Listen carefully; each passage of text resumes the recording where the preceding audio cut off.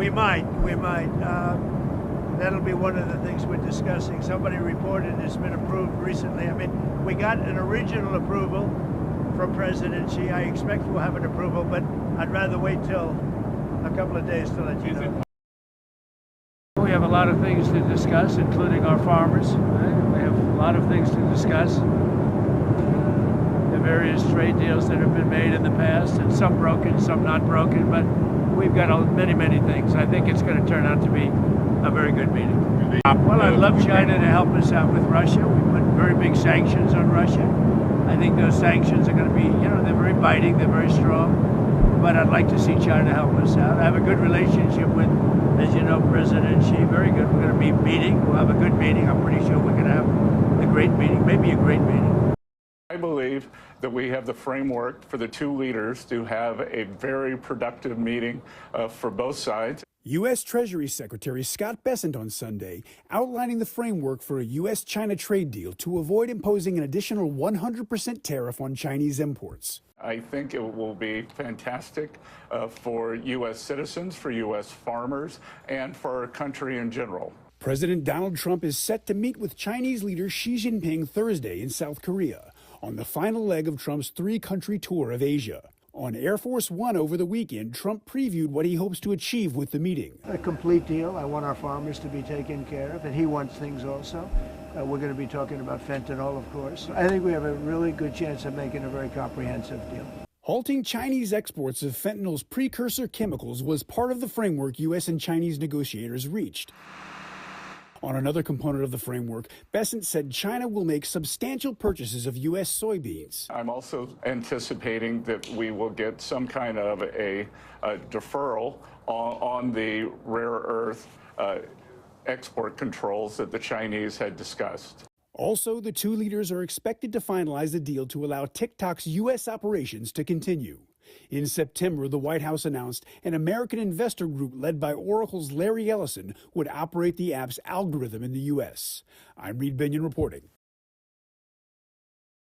Officials from the United States and China met over the weekend to talk trade and set the stage for this highly anticipated meeting between President Donald Trump and Chinese leader Xi Jinping. Now, after 2 days of negotiations, Treasury Secretary Scott Bessent struck a positive tone, saying that the two teams set up a substantial framework for an agreement.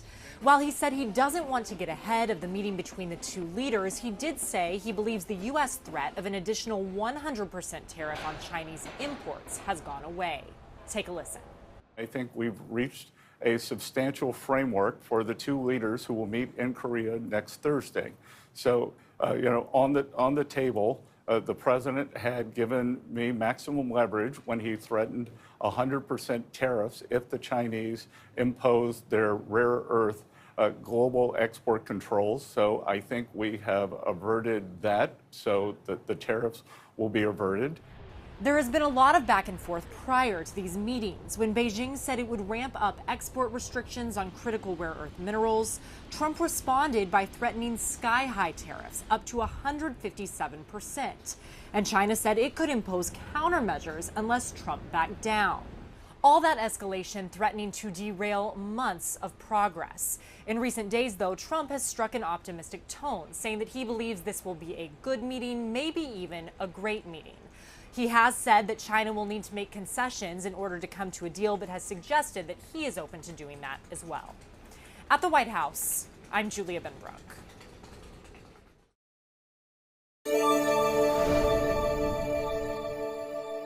I'm Matt Gelka in Washington, where the question remains, can the United States and China work out a long list of differences with a high-stakes summit? The meeting between President Donald Trump and China's President Xi Jinping is another chapter in the long-running partnership and growing rivalry between the two countries. China's influence on the world has long been seen as a threat to American power, but Trump has maintained that he and Xi have great mutual respect for each other that dates back to his first term. He's strong, he's tough, but he's good.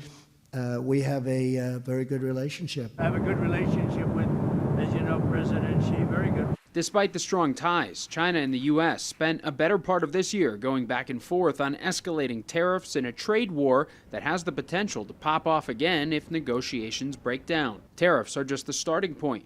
Tensions over TikTok and technology, stopping the flow of Chinese-made fentanyl into the U.S., and China's ties to other United States adversaries have all led to an international feud. Both countries are competitors, and that's the way it's going to be for the foreseeable future. Retired Ambassador Gordon Gray now teaches at George Washington University's Elliott School of International Affairs. He says both countries have leverage on different issues, and it would be better for both and the world to lower the temperature. Both countries need one another economically.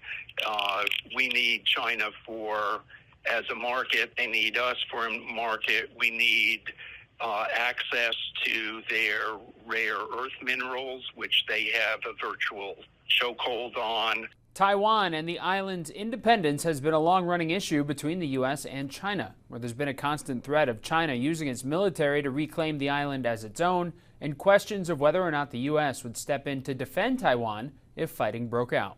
Reporting in Washington, I'm Matt Gelka.